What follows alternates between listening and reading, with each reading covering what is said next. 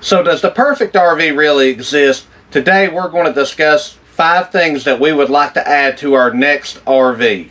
Stick around, let me know what you think about it. So we currently have a 2018 Newmar Baystar 3124 that over the past year we have done a lot of upgrades to. I'll add a playlist up here somewhere, so if you want to go check out some of the stuff we've done, you can see that. But this RV still, after all that, does not have everything that we want in it. So today we're going to discuss 5 things that we hope to have in our next RV, or potentially even add to this RV if that be the case. Alright, here we go guys with the list. So the first thing we're going to talk about is the RV oven, which is something that we don't have. And I honestly don't do a lot of cooking, so I'm going to let her have this one. We like to eat a lot, as you can see. And we are blessed with a convection oven. I do not like to learn how to do new things, so I'm not cooking in a convection oven.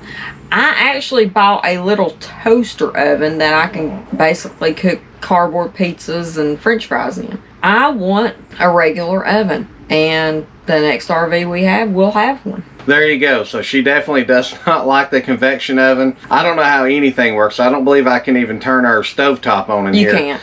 So there you go. And I can barely use the microwave. You don't.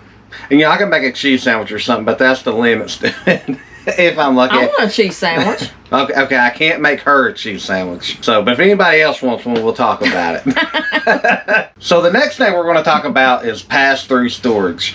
So while we do have a little bit of pass-through storage here, it's set up very well, and I will add in a little clip here to show what that looks like. But we don't have true pass-through storage. So in the Thor that we had when we first started, we could literally, I could crawl through it from one side to the other, and I absolutely loved that one. On this thing, the way that the I-beams come down the center of the RV, that's just not possible. So it's a very tight, barely pass-through storage. So I'm not a big fan of that, and it does just take up a lot of room that, you know, we could store a lot of stuff in before. So not a big fan of that. And on the next one, I definitely want a lot more storage than what this Class A has to offer anyway. So that is our next big thing, is pass-through storage. Any thoughts for you on that? Yeah. I have a lot of thoughts on that. I have nothing to do with pass-through storage, and I don't care nothing about pass-through storage, so, you know. So there's the scoop from this one. You know, she cares a lot about what I care about. Yeah. So the next thing we're going to talk about is dedicated workspace, which is something that I do currently sort of have in this RV, but it's not very well. So, and I know you can't hardly see it, and I will show a short little clip of it as well about how we're set up here. But we're currently sitting on the couch, and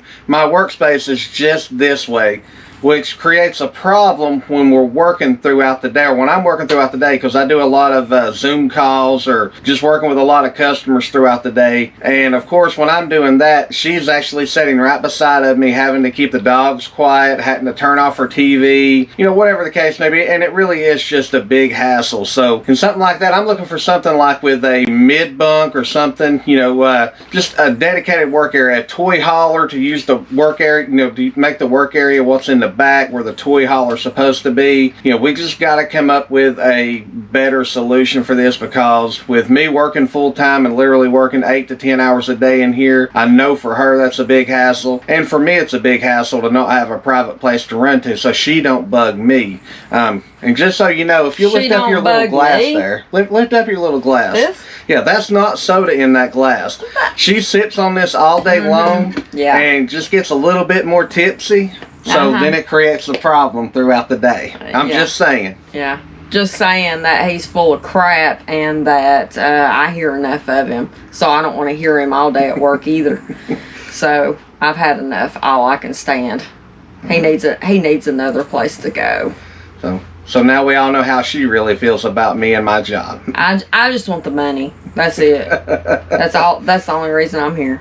Money. I believe it. Okay, the next one is the washer and dryer. It is the most important thing for me, because I hate going to the laundromat. You don't like hanging out with the hobos? You get a lot of creepos, a lot of people that just want to talk about random nonsense, and a lot of crap. So it sounds like my conversations with you. Yeah, and that's why I guess I live in a laundromat. That's another reason why I don't want to go. But no, it has to have a washer and dryer. And I know a lot of people think maybe it's a waste of room, maybe it's a waste of time. I don't care. Deal with that one and then come back and tell me that it's a waste of time.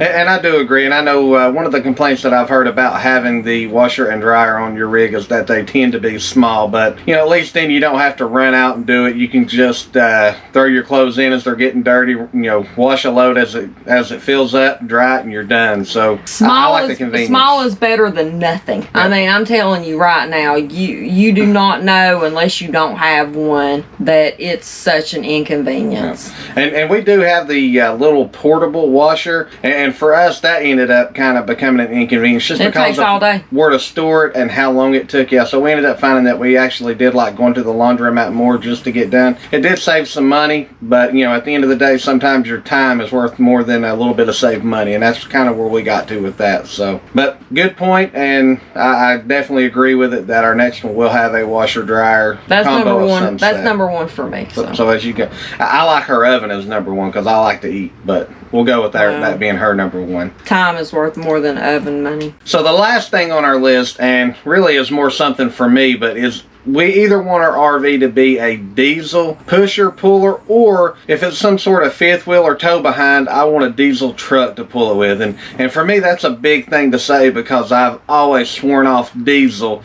until I had a gas RV. And anybody who has a gas RV, and especially anybody who flat tows with a gas RV, can tell you, you know, you're not supposed to go in reverse, and getting into some of these gas stations that don't have the RV lanes is a complete hassle. They are not made for stuff this big, and we've been in spots where we've had to sit and wait for 20-30 minutes. So I want to be able to get the big diesel, and two, for me as a spool thing, I want a truck. So you know, I love having a truck. Scarlett's going to move around on us here, but I love having a truck, and that's just a big deal for me. But you know, if I can't have a diesel truck, I'm going to have a truck down the road. But I definitely want whatever I'm towing with or whatever kind of motor home we have to be a diesel, just because it is so much easier.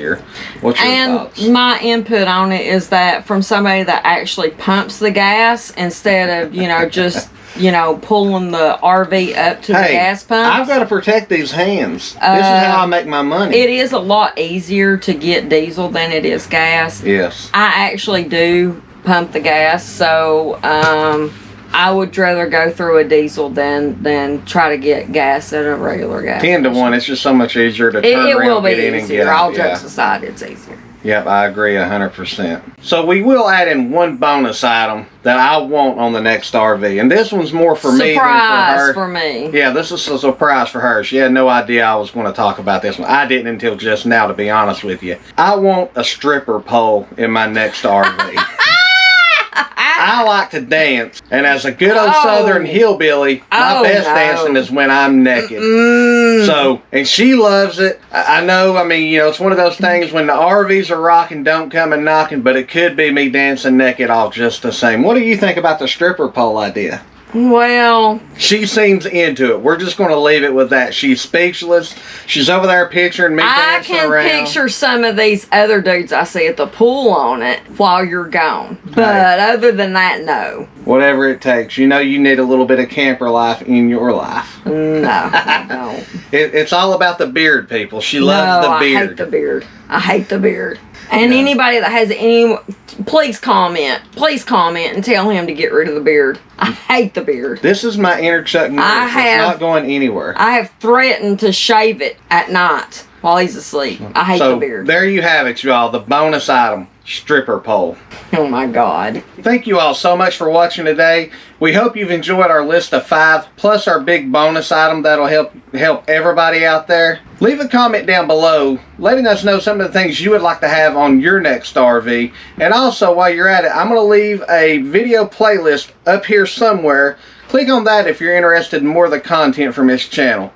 Thanks, y'all. Bye.